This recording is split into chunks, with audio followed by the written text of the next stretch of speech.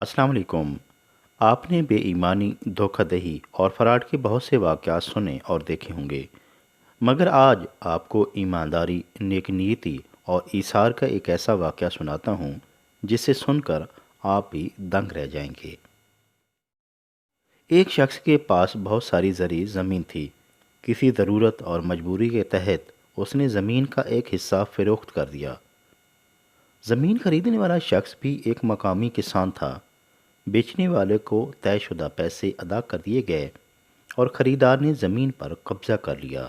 یوں خریداری و فروخت کا عمل مکمل ہو گیا۔ بیچنے اور خریدنے والے دونوں شخص بہت خوش تھے۔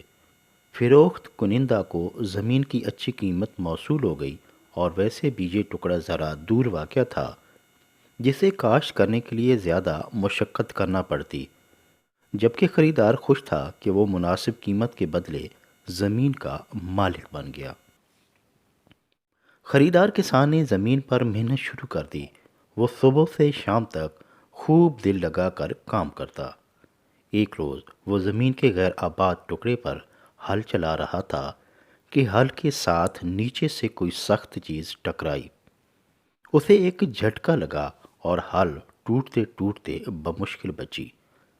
کسان نے اس جگہ کو کودال سے کھودنا شروع کر دیا۔ وہ جو دیکھ کر حیران رہ گیا کہ زمین کے اندر ایک دیگ دھنسی ہوئی ہے۔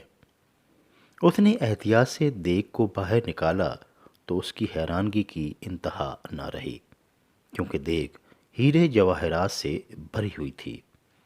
اس ایماندار کسان نے سوچا کہ یہ خزانہ زمین فروخت کرنے والے بھلے مانس کسان کا ہے، لہٰذا امانت کو اس کے مالک تک پہنچایا جائے۔ اس نے دیگ اٹھائی اور زمین بیچنے والے کسان کے گھر جا پہنچا۔ اس نے اس مہمان کسان کی خوب خاطر مدارت کی اور اس کی آمد پر بہت خوش ہوا۔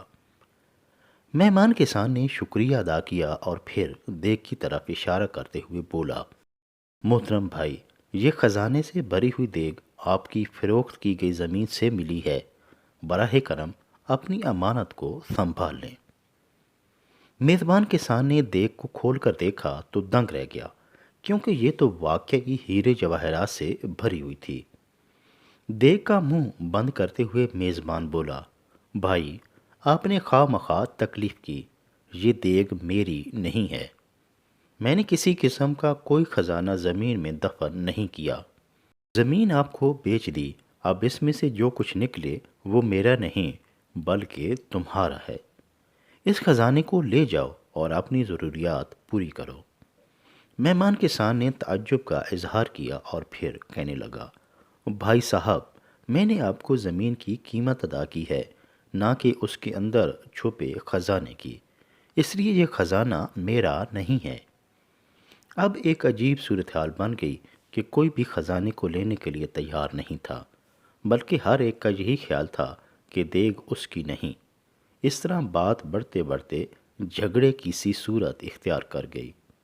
آخرکار انہوں نے عدالت جانے کا تہیہ کیا تاکہ اس خزانے کا فیصلہ قاضی صاحب سے کروایا جائے۔ وہ دونوں عدالت جا پہنچے اور قاضی صاحب کو پوری تفصیل بتائی۔ قاضی صاحب نے سن کر سخت تعجب کا اظہار کیا، کیونکہ ان کی عدالت میں یہ ایک انوکھی نوعیت کا کیس تھا۔ جھوٹ، چوری اور فراڈ کے کیس تو بہت آتے تھے، مگر یہ ایمانداری اور دیانتداری کا عجیب کیس تھا کہ ایک شخص خزانہ دینا چاہتا تھا مگر دوسرا لینے کے لیے تیار نہ تھا۔ دونوں نے بڑے مضبوط دلائل دیے کہ خزانہ کیسے اس کا نہیں بلکہ دوسرے کا ہے۔ قاضی صاحب سر پکڑ کر بیٹھ گئے اور دونوں کسانوں کے پرنور چہرے اور ایمان کی اعلیٰ سطح دیکھ کر حسرت کرنے لگے۔ قاضی صاحب چند لمحے خاموش رہے اور کسی گہری سوچ میں مستغرق ہو گئے۔ کچھ دیر کے بعد انہوں نے زمین بیچنے والے کسان سے پوچھا کہ کتنے بچے ہیں۔ اس نے بتایا کہ ایک ہی جوان سال بیٹی ہے۔ قاضی صاحب نے دوسرے کسان سے جس سے دیگ ملی تھی سے یہی سوال پوچھا تو وہ کہنے لگا کہ ایک ہی نوجوان بیٹا ہے۔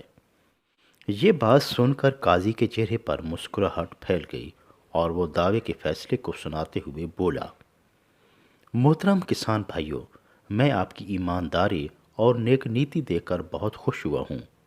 آپ دیانت دار لوگوں کی میری عدالت میں آمد پر میں بھی فخر محسوس کر رہا ہوں۔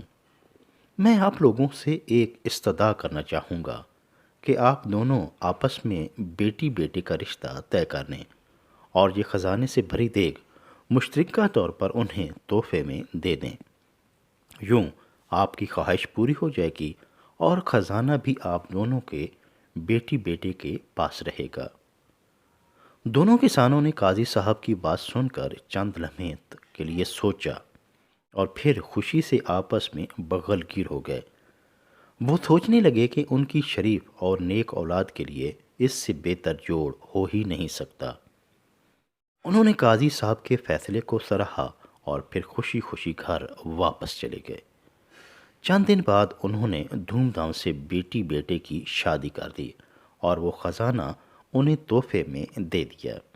یوں دونوں خاندان ایک دوسرے سے جڑ گئے اور خزانہ بچوں کے کام آ گیا۔